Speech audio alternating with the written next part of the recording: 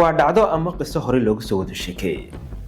qof kastaba dariiqadiisa ayuu ku soo gudbiyay ama uu isku dultaagay. aniguna wal hooga sheekayo isla dariiqadayda iyo sida aan islaahay dadku wad ku soo gaarsiin kartaa. waxay ahaayeen family ka kooban 3 qof, aabo, hooyo iyo gabadh yar oo ay dhaleen. taa markii ay dhaleen, hooyada xanuun ayaa ku dhacay. waxay joojisay isla dhalmadii.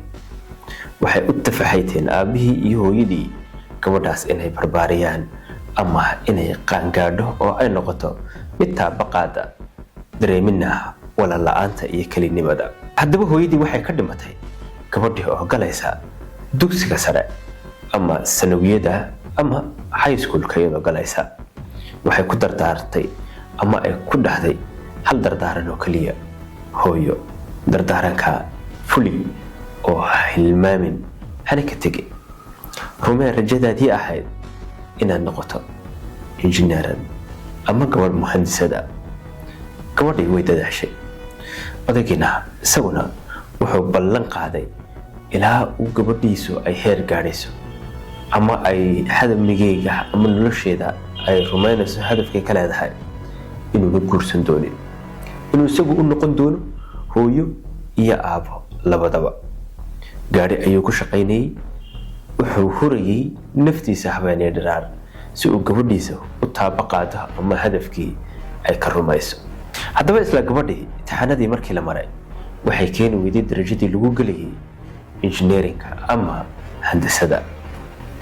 aabihii qaraar ayuu qaatay in uu gaadhigiisii iibiyo, lacagta uu ku keenana uu iyada ku geliyo kulliyadda handasada ama engineering.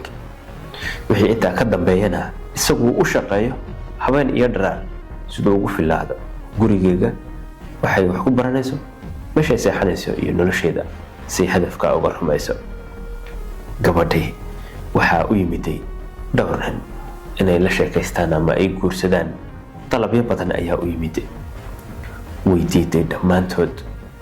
sanadkii koobaad natiijo fiican ayay kaga dalaacday. sanadii kale natiijo fiican ay sanadii labaad kaga dalaacday.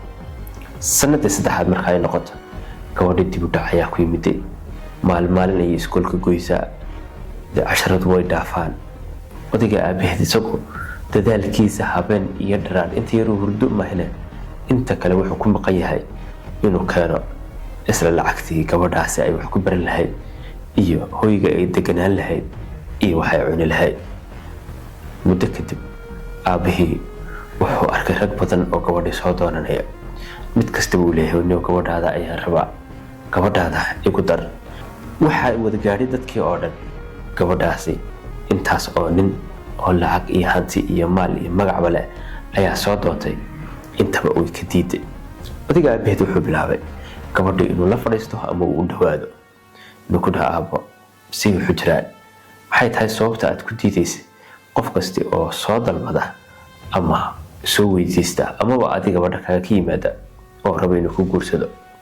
gabadhii aabaheed markasta u furo isla mawduucaas way murugootaa, cidhidhi ayay dareentaa, ilbaabka ayay isku soo xidhaa, weyne oydaa.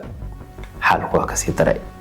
aabaheed markuu arkay inay gabadhii sidaa tahay waa ka daayay oo su-aalaha ka kala yareeyay. sanadii kale gabadhii way dalici weyday. waa isrogay xaalkii. muruga ayaa ku soo biirtay isla xaafadii aabahii iyo gabadhii. weli hadaa ma ogo waxa ugu wacan iyo dhibta haysata isla gabadhani. haddaba iyagoo xaalka ku sugan, shaqadiina uu ku maqan yahay, telefoon ayaa usoo dhacay. waxaa loogu bishaareeyey gabadhaadii waxaa ka helay iyadoo qashin qubka taala. waa yimiday isagoo lalaya. qashin qubkii oo laga qaaday dhakhtarkii ayaa la geeyey. dhakhtarkii ugu daba tegay. doktorkii markuu la kulmay, doktorkii wuxuu dhahay samir iyo iimaan, gabadhii way dhimatay. waxayna noqotay qalbi jabkii ugu weynaa aabaha uu la kulmo. qisadani qaybteeda labaad la soco sii wadi doona insha allah. aad u mahadsan tahay. assalaamu calaykum.